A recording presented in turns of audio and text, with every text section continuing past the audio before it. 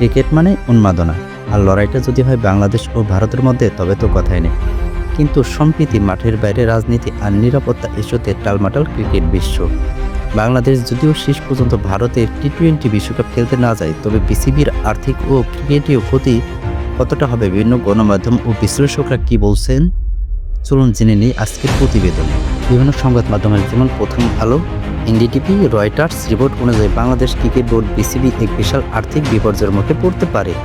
বিসিবির বার্ষিক আয়ের প্রায় 60% আসার কথা আইসিসি থেকে। বিশ্বকাপে অংশ না নিলে আইসিসি থেকে প্রাপ্ত রাজস্বের একটি বড় অংশ বন্ধ হয়ে যেতে পারে।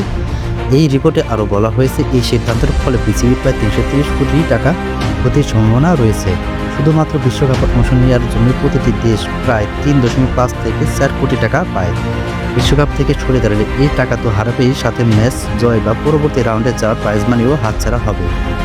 বাংলাদেশের ম্যাচ মানে বিশাল ভিউয়ারশিপ, দেশীয় ব্রডকাস্ট যেমন স্পোর্টস এবং স্পন্সর প্রতিষ্ঠানগুলো প্রায় 400 কোটি টাকার কাছাকাছি বাণিজ্যিক ক্ষতির সম্মুখীন হতে পারে।